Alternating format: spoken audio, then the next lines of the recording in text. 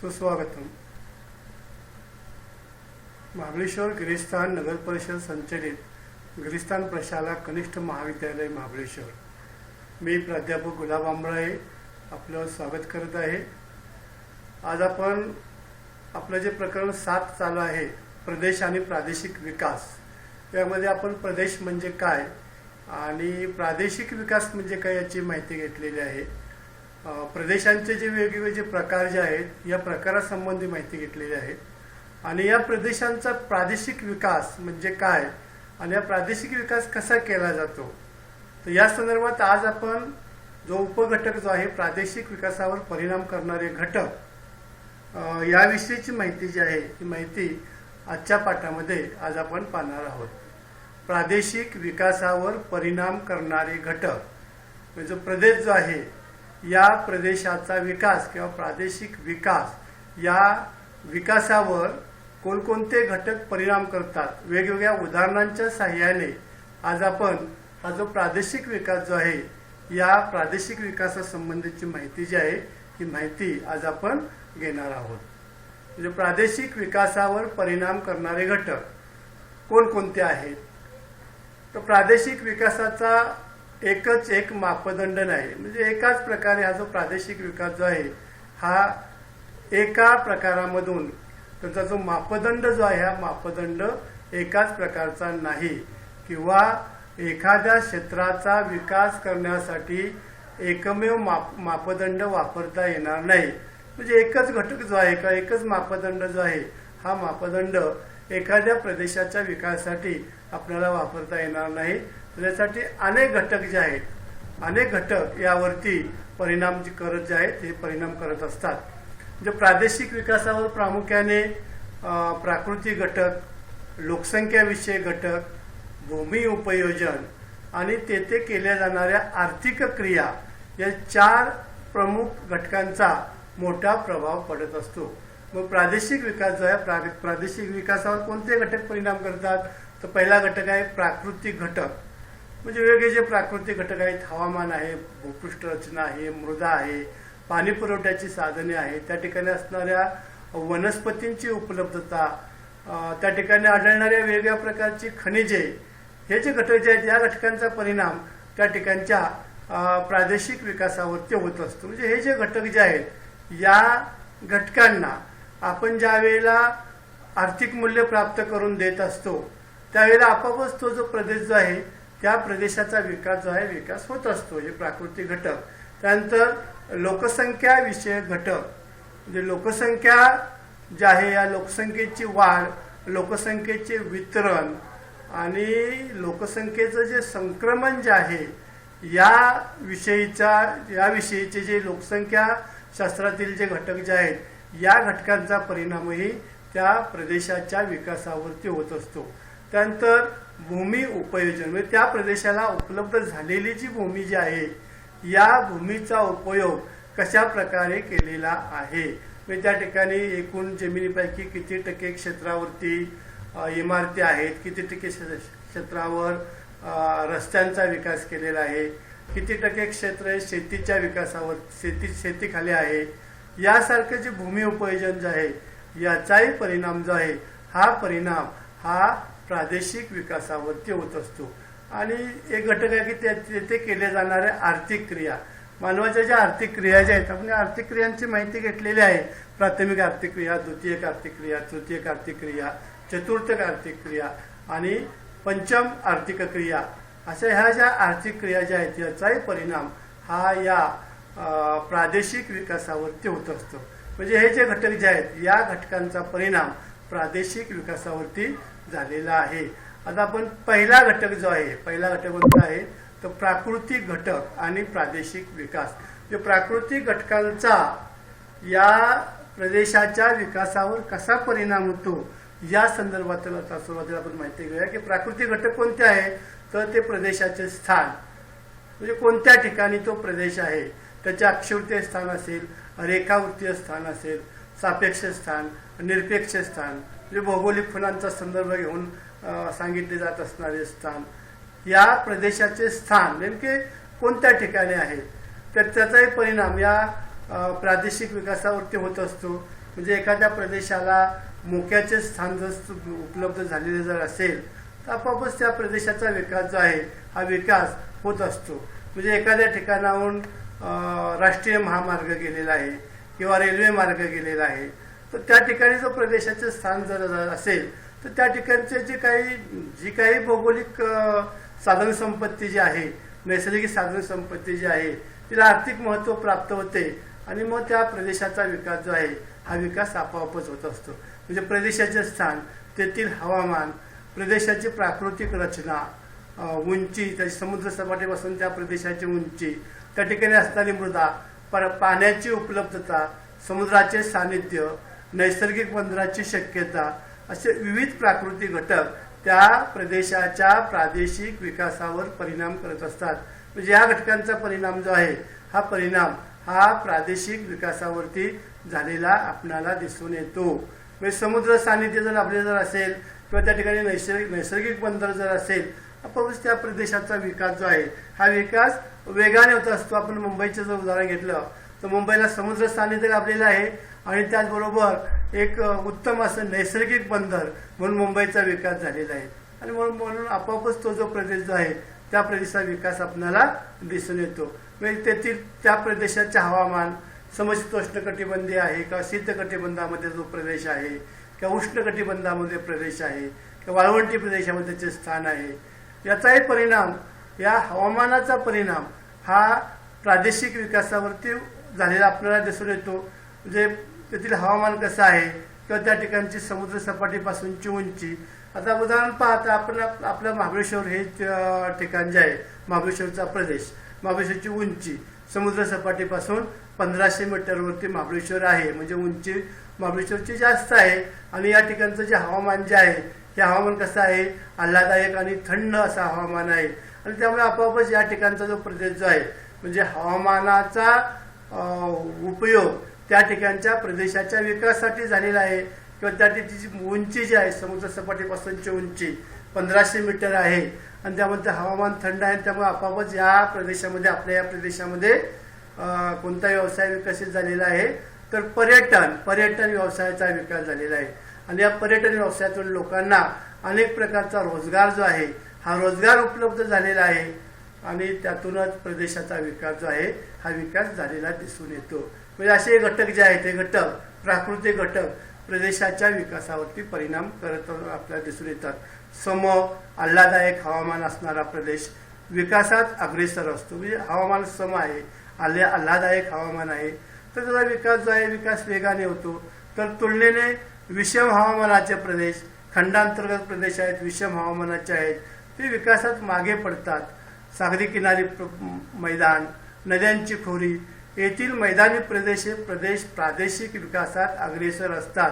तर पर्वतीय प्रदेश, वाळवंटी प्रदेश, घनदाट वनांचा प्रदेश प्रादेशिक विकासामध्ये मागे पडतात. म्हणजे ज्या ठिकाणी घनदाट अरण्य आहेत किंवा ज्या ठिकाणी वाळवंटी प्रदेश आहेत, असे जे प्रदेश जे आहेत या प्रदेशांचा विकास जो आहे हा विकास आपणाला कमी झालेला दिसून येतो.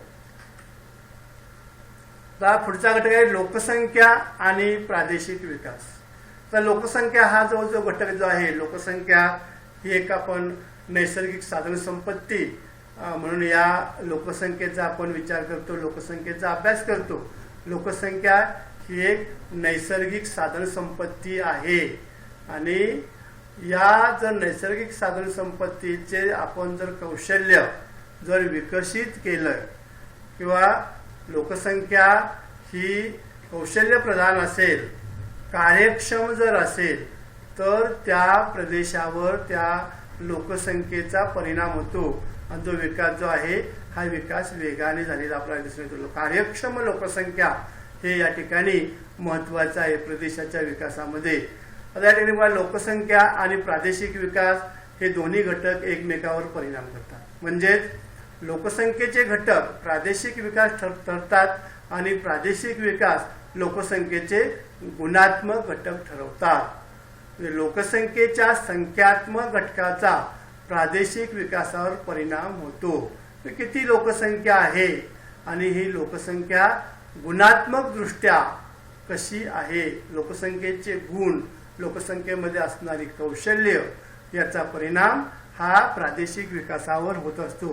प्रदेशातील लोकांची एकूण संख्या, त्यांचे वय, लिंग रचना, लोकसंख्येची घनता, जन्म मृत्यूदराचे प्रमाण, त्यांची व्यवसाय रचना, प्रजनन क्षमता, जीवनमान किंवा आयुर्मान हे लोकसंख्याविषयक घटक प्रादेशिक विकासावर प्रभाव पाडतात. हे जे घटक जे आहेत, कोणते घटक आहेत प्रादेशिक लोकसंख्येचे, तर लोकसंख्येचे वय, त्यानंतर लोकसंख्येची लिंग रचना, लोकसंख्येची घनता, जन्म मृत्यू दर, त्याचे प्रमाण, लोकसंख्येची व्यावसायिक रचना, प्रजनन क्षमता, जीवनमान किंवा आयुर्मान हे जे घटक जे आहेत हे सर्व घटक लोकसंख्येचे घटक आहेत, लोकसंख्या अभ्यासाचे घटक आहेत. आणि याचा परिणाम जो आहे हा प्रादेशिक विकासावर हा झालेला आपणाला दिसून येतो. म्हणजे लोकसंख्येची घनता दाट असेल तर त्याचा परिणाम लोकसंख्येच्या त्या ठिकाणच्या प्रदेशावरती होतो. लोकसंख्या जर दाटीने राहत असेल तर अनेक समस्या त्या ठिकाणी निर्माण होतात आणि त्याचा परिणाम हा प्रादेशिक विकासावर आपणाला झालेला दिसून येतो. लोकसंख्येची वय म्हणजे वयाचे आपण वेगवेगळे जे गट जे आहेत या गटांचा आपण अभ्यास केलेला आहे. म्हणजे बालगट, शिशुगट, त्यानंतर कुमार गट, युवकांचा गट, युवक आणि प्रौढांचा गट आणि वयोवृद्ध लोकांचा गट. या रचनेमध्ये जर 15 ते 59 या वयोगटातील लोकसंख्या एखाद्या प्रदेशामध्ये जर जास्त असेल तर त्या ठिकाणची जी लोकसंख्या जी आहे लोकसंख्या कशी असते तर कार्यक्षम लोकसंख्या असते. आणि या कार्यक्षम लोकसंख्येचा परिणाम हा त्या ठिकाणच्या प्रदेशाच्या विकासावरती होत असतो.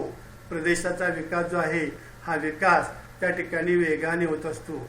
जन्मदर आणि मृत्यूदराचे प्रमाण यावरून आपल्याला त्या ठिकाणी आरोग्याच्या सोयीसुविधा कशा आहेत याची माहिती मिळते. आणि मग त्याचाही परिणाम जो प्रदेशाच्या विकासावर जो आहे हा विकासावरती झालेला आहे. व्यवसायाची रचना जी आहे लोकसंख्येची म्हणजे वेगवेगळे व्यवसाय लोकसंख्येचे आहेत. त्याचे प्राथमिक व्यवसाय, द्वितीय व्यवसाय, तृतीयक व्यवसाय, चतुर्थक व्यवसाय हे व्यवसाय वेगवेगळे आहेत. आणि यामध्ये जर द्वितीय व्यवसाय आणि तृतीय व्यवसायांचा जर विकास एखाद्या प्रदेशात जर झाला तर त्या प्रदेशाचा विकास जो आहे हा विकास वेगाने होत असतो. म्हणजे लोकसंख्येचे गुणात्मक घटकही प्रादेशिक विकासावर प्रभाव पडतात. रोजगार आणि बेरोजगारीचे प्रमाण, उपभोग आणि मागणी, अवलंबित आणि कार्यशील लोकसंख्येचे प्रमाण, राहणीमान आणि क्रयक शक्ती, स्थलांतराचे प्रमाण, विकासाबद्दल लोकांच्या महत्वाकांक्षा, शिक्षण हे गुणात्मक घटक प्रादेशिक विकासावर प्रभाव पाडतात. ज्या प्रदेशांचा जन्मदर आणि मृत्यूदर हे दोन्ही कमी आणि स्थिर असतात तेथील साधन संपत्तीचा पर्याप्त वापर करणे शक्य होते आणि असा प्रदेश विकासात अग्रेसर असतो. कोणता प्रदेश तर ज्या ठिकाणी जन्मदर आणि मृत्यूदर हे दोन्ही कमी आहेत, स्थिर आहे, साधन संपत्तीचा पर्याप्त वापर करणे शक्य होते आणि असा प्रदेश विकासात अग्रेसर असतो.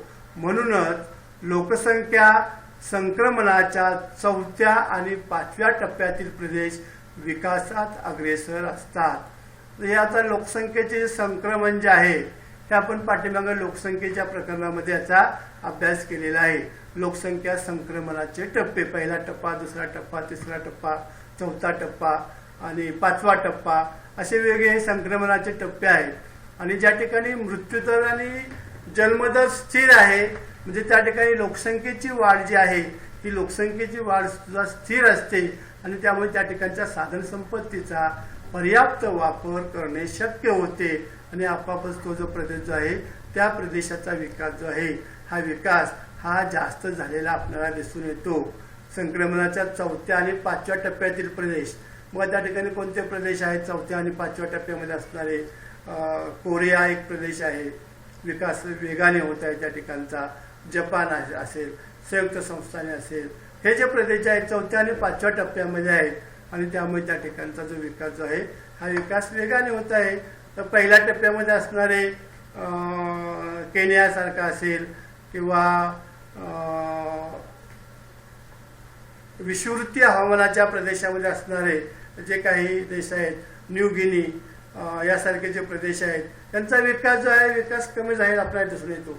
या उलट जास्त लोकसंख्येचे प्रदेश, दारिद्र्य रेषेखाली असणाऱ्या लोकांचे जास्त प्रमाण, शिक्षणाची कमी पातळी, जास्त प्रजनन क्षमता, जास्त जन्मदर आणि जास्त मृत्यूदर, कमी क्रयशक्ती हे घटक विकासाचे अडथळे ठरतात. म्हणजे लोकसंख्येमध्ये येणारे जे घटक आहेत की ज्या ठिकाणी जास्त लोकसंख्या आहे, लोकसंख्येची घनता जास्त आहे, दारिद्र्य रेषेखाली असणाऱ्या लोकांचे प्रमाण जे आहे बिलो पॉवर्टी लाईन लोकांचे प्रमाण त्या ठिकाणी जास्त आहे, शिक्षणाचा अभाव आहे, शिक्षणाची कमी पातळी आहे, शाळेमध्ये किंवा कॉलेजमध्ये नोंदणी झालेल्या विद्यार्थ्यांची संख्या कमी आहे, म्हणजे शिक्षणाची पातळी कमी आहे, त्या ठिकाणी जास्त प्रजनन क्षमता असते, जन्मदर जास्त असतो, मृत्यूदरही जास्त असतो, लोकांची क्रयशक्ती कमी असते, त्या ठिकाणी विकासामध्ये अडथळे येतात आणि त्या प्रदेशाचा विकास जो आहे हा विकास कमी होतो. आता आपल्याला एक सांगा पाहू, आपल्या पाठ्यपुस्तकामध्ये पान नंबर 70 वरती विचारलेला आहे की लोकसंख्या संक्रमणाच्या 5व्या टप्प्याचा विचार करता कोणत्या टप्प्यातील देश हे विकसित आहेत असे तुम्हाला वाटते, तुम्हाला सांगता येईल. म्हणजे लोकसंख्या संक्रमणाचा जो 5वा टप्पा आहे हे बघा, हे आपल्या कोणत्या प्रकरणातील आहे ते लोकसंख्या सुरुवातीचं जे प्रकरण जे आहे या प्रकरणामध्ये आपण हे जे वेगवेगळे टप्पे जे त्यांचा अभ्यास केलेला आहे.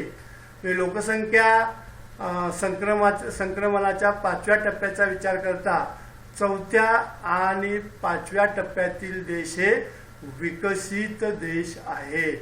हे विकसित देश आहेत. त्या ठिकाणी 4थ्या आणि 5व्या ज्या ठिकाणी जन्मदर जो आहे हा जन्मदर स्थिर असतो, लोकसंख्या वाढत नाही, असे प्रदेश ते विकसित प्रदेश असतात. तर दुसरा प्रश्न असा आहे की लोकसंख्या मनोऱ्याचे 3 प्रमुख प्रकार लक्षात घेता कोणता मनोरा विकसित देशांशी निगडीत आहे. आता हे पाठीमागे आपण बघितले की लोकसंख्येचे मनोरे, तर लोकसंख्या मनोऱ्याचे 3 प्रकार लक्षात घेता स्थिरावलेला लोकसंख्येचा मनोरा हा विकसित देशाशी निगडीत आहे. स्थिरावलेला लोकसंख्येचा मनोरा हा विकसित देशाशी निगडीत आहे. आता वरील दोन्ही प्रश्नांच्या उत्तरांचा विचार करता लोकसंख्येची प्रादेशिक विकासातील भूमिका स्पष्ट करा. प्रदेशाच्या विकासातील लोकसंख्या आणि लोकसंख्येची वैशिष्ट्ये महत्त्वाची ठरतात.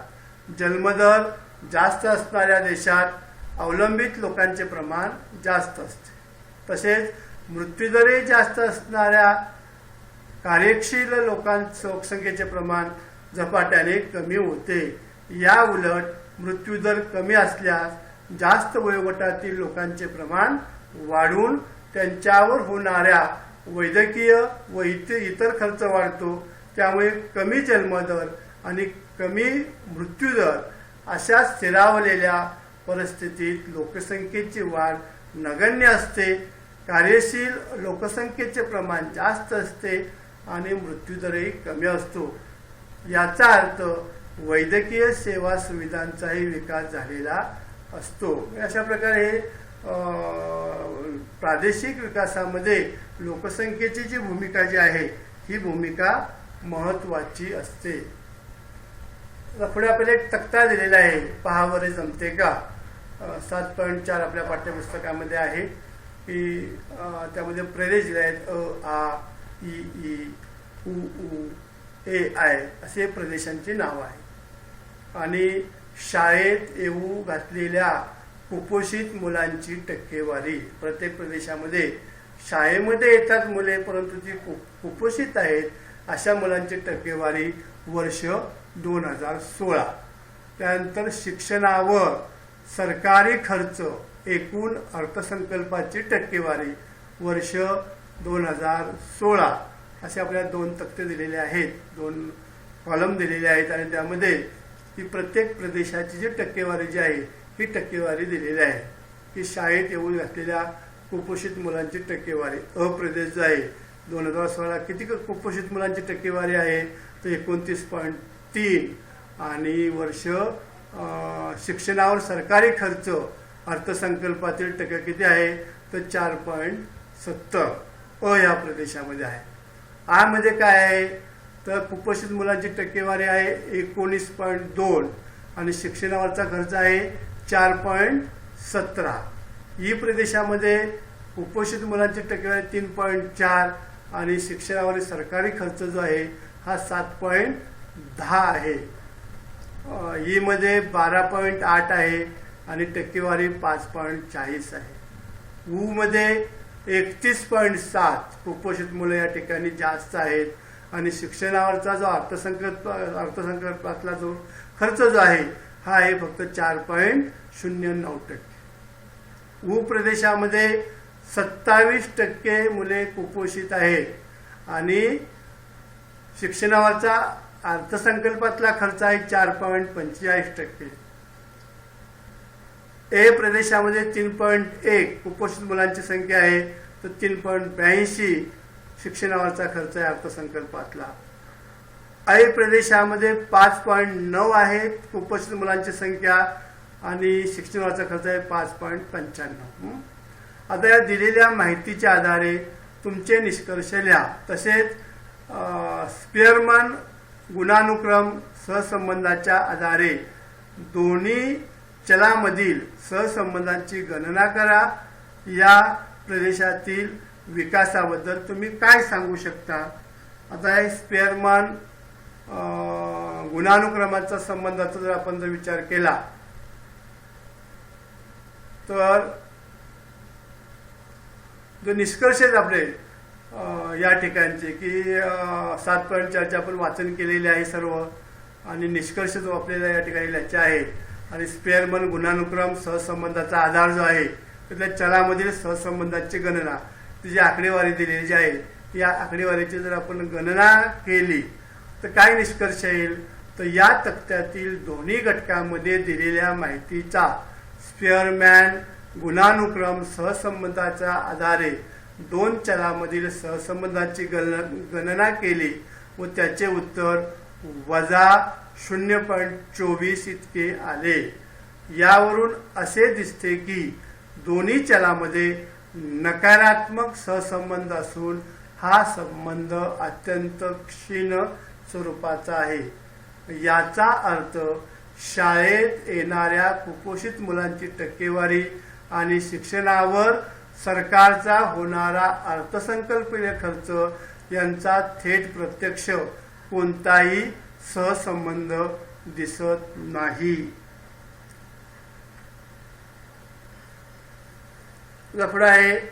पुढचा घटक आहे भूमी उपयोजन आणि प्रादेशिक विकास. भूमी उपयोजन तुला मग सांगितलं की त्या भूमीचा कशा प्रकारे वापर जो आहे हा वापर केला जात आहे.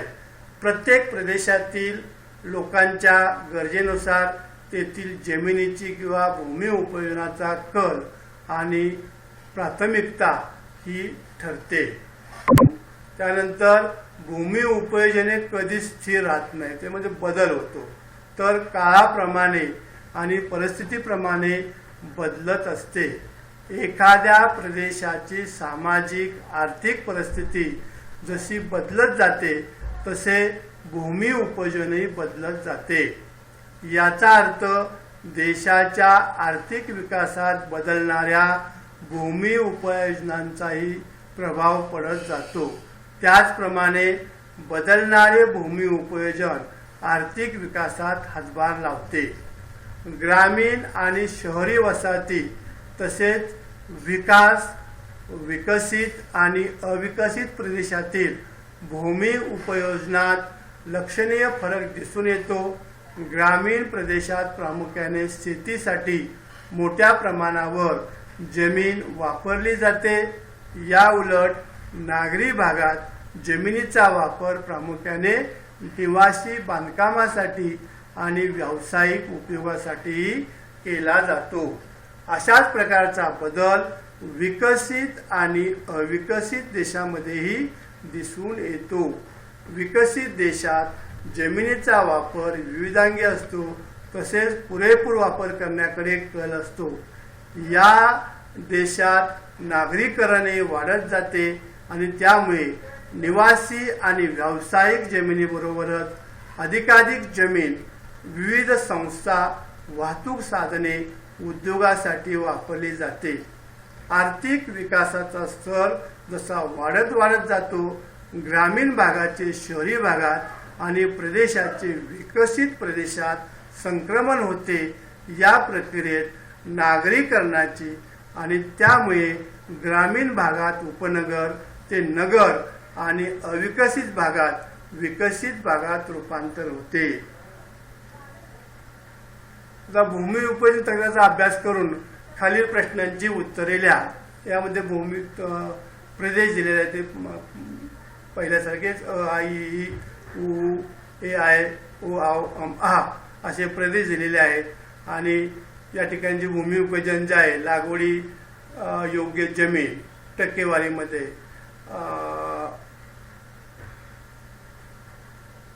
पिकाखालील जमीन, पिकाखालील भूमी, चराऊ कुरणांखालील भूमी, वनाखालील भूमी, इतर भूमी आणि स्थूल राष्ट्रीय उत्पादन डॉलरमध्ये हे प्रत्येक प्रदेशाचे या ठिकाणी दिलेले आहे. आ इ असं दिलेलं आहे. या ठिकाणी जे काही जे प्रदेश जे आहेत की सर्वात जास्त जे राष्ट्रीय स्थूल उत्पादन जे आहे हे हा जो प्रदेश जो आहे म्हणजे 5747.49 एवढे 2017चे जे राष्ट्रीय उत्पादन जे आहे, स्थूल राष्ट्रीय उत्पादन जे आहे हे उत्पादन दिलेले आहे. तर जे कमी उत्पादन जे आहे, यामध्ये कमी उत्पादन सुरुवातीला जो प्रदेश जो आहे प्रदेश 76.48 एवढं राष्ट्रीय स्थूल उत्पादन कमी आहे. त्या ठिकाणी लागवडीखालील योग्य भूमी 11.8 आहे, पिकाखाली 0.3, चराऊ कुरणे 46.0 आहेत, वनाखाली 2.1 आहे, इतर भूमी विभाजन 39.9 आहे. आणि त्यामुळे त्यांचं राष्ट्रीय उत्पादन जे आहे हे राष्ट्रीय स्थूल उत्पादन राष्ट्रीय उत्पादन कमी आहे असं आपल्याला दिसून येतं. आता या आकडेवारीच्या आधारे आपल्याला काही प्रश्न विचारलेले आहेत. बघा, भूमी उपयोजन तक्त्याचा अभ्यास करून पुढील प्रश्नांची उत्तरे लिहा. तर आता वाचन आपण केलेलं आहे. वरील तक्ता काय दर्शवतो? तर वरील तक्ता प्रदेशनिहाय भूमी उपयोजन व त्या प्रत्येक प्रदेशाचे राष्ट्रीय स्थूल उत्पादन दर्शवितो. कोणत्या प्रदेशात शेतीखालील जमीन सर्वात जास्त आहे? तर ई आणि औ या प्रदेशात शेतीखालील कायम पिकाखालील जमीन जी आहे ही जमीन सर्वात जास्त आहे. सर्वाधिक राष्ट्रीय उत्पन्न कोणत्या प्रदेशाचे आहे? तर या प्रदेशाचे राष्ट्रीय उत्पन्न सर्वात जास्त आहे.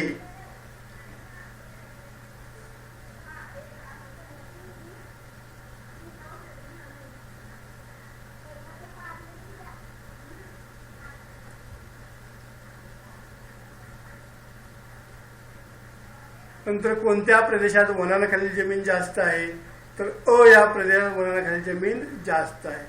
कोणत्या प्रदेशात इतर भूमी या वर्गात असलेल्या भूमी उपयोजन सर्वाधिक आहे? त्या प्रदेशातून राष्ट्रीय उत्पन्न किती आहे? तर या प्रदेशात इतर भूमी वर्गात असलेली भूमी उपयोजन सर्वाधिक आहे. या प्रदेशाचे स्थूल राष्ट्रीय उत्पन्न $1391.25 इतके आहे. तुमचे निष्कर्ष आपल्या वाक्यात लिहा.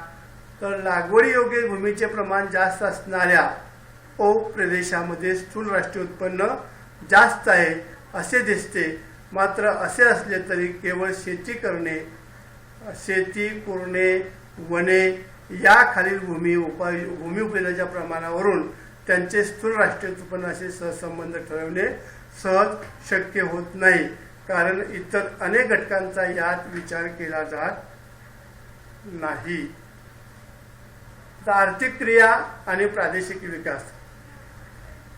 ज्या प्रदेशातील लोकसंख्या प्रामुख्याने प्राथमिक व्यवसायात कार्यरत असते तो प्रदेश कमी विकसित प्रदेश असतो.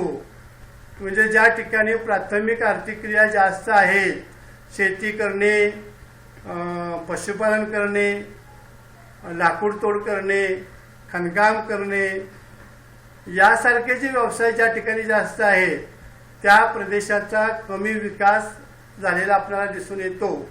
आणि ज्या प्रदेशातील सर्वाधिक लोकसंख्या तृतीय व्यवसायात कार्यरत असते, सेवाभावी वृत्तीचे जे व्यवसाय ज्यामध्ये सेवांचा समावेश आहे, तो प्रदेश आर्थिकदृष्ट्या विकसित प्रदेश असतो.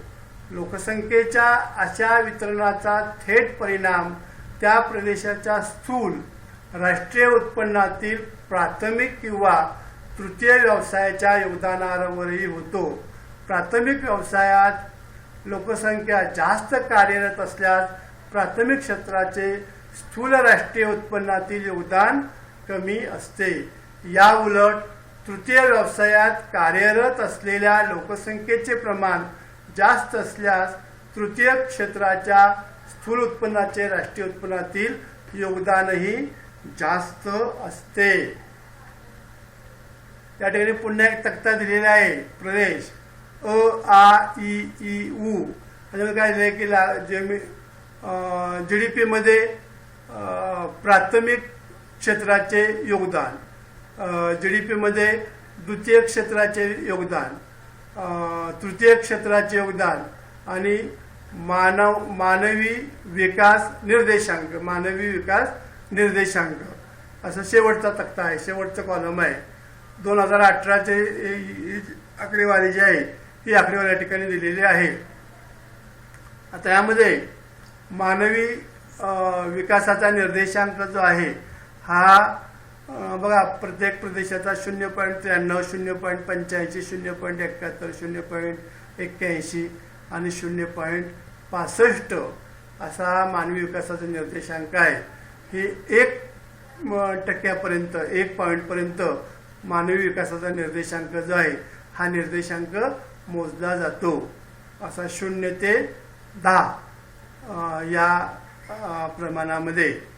आता यावरून आपल्याला काही प्रश्नांची उत्तर द्यायची आहे.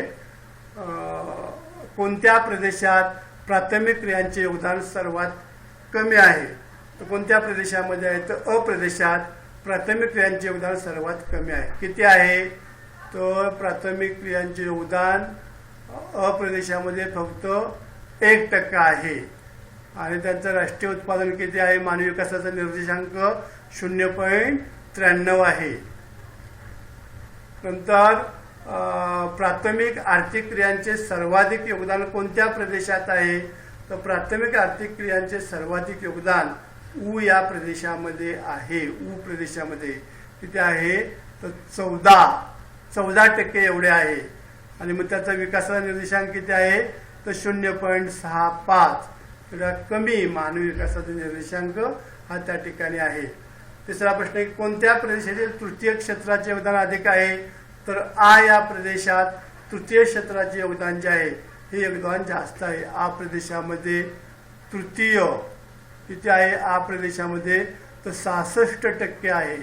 आणि मानवी विकासाचा निर्देशांक आहे 0.85.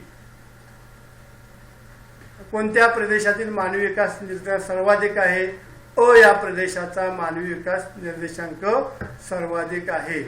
आणि प्रश्न क्रमांक 1 ते 4 मधील उत्तरांच्या आधारे निष्कर्ष काढू शकता का?